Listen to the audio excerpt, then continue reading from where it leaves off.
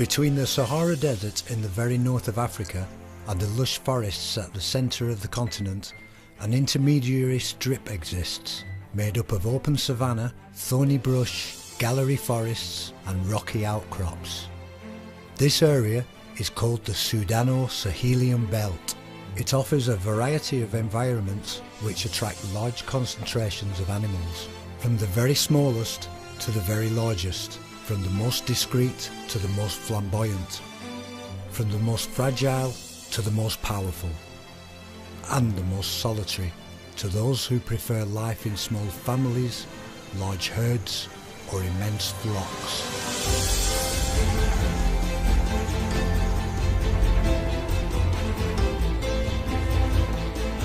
In this region, 6 months out of 12, not a drop of water falls, and the animals persist in looking for the very last pools. The other half of the year, this desert is becoming, in places, a real marsh, and all the animals, without exception, find themselves in a landscape flooded by deluges. An oasis at the gateway to the desert, these areas have for a long time also attracted men.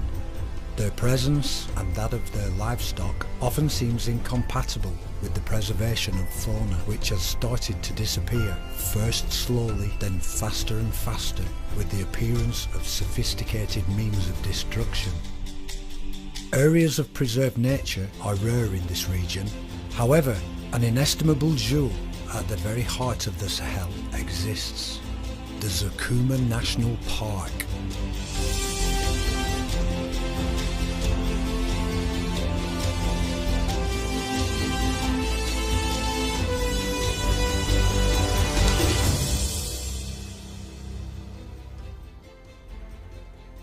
Today, there are no more than 500. It has become very difficult to see these wary and fierce giants who have been stalked and hunted for decades in the shrub-riddled savannah.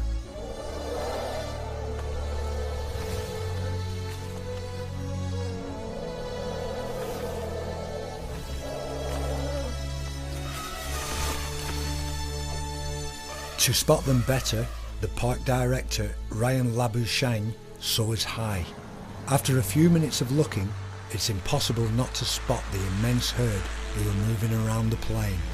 We identified a key species elephant, which numbers have declined dramatically over the last 10 years.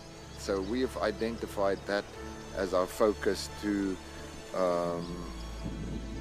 stop the poaching and to, in the same time, we're protecting the ecosystem as a whole. Hunted probably for centuries by Sudanese hunters on horseback, elephants from Zakouma have become accustomed to forming herds to better see the arrival of danger.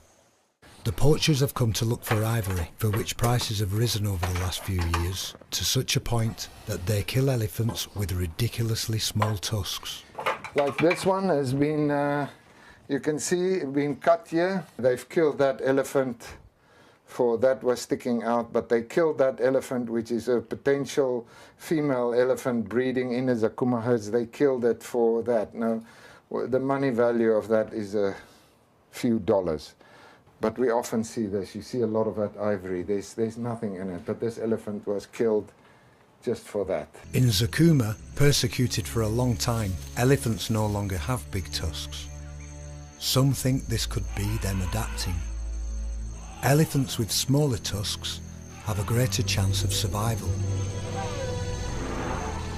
The entire herd have come out of the bush, and in an enormous cloud of dust, hundreds of animals have come to drink together at nightfall.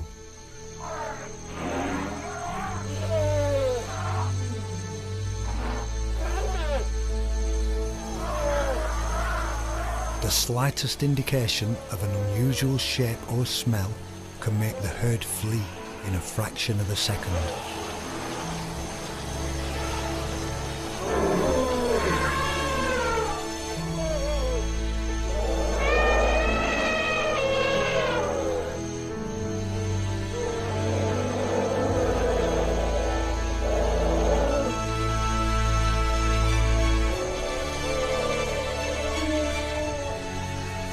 And as long as all the three partners stay on that part, the Chadian government, European Union and African parks, I have a big hope for Zakuma. It is already and still will become more and more something for Chad to be proud of and something in the region to be referred to if we talk about the conservation of important ecosystems.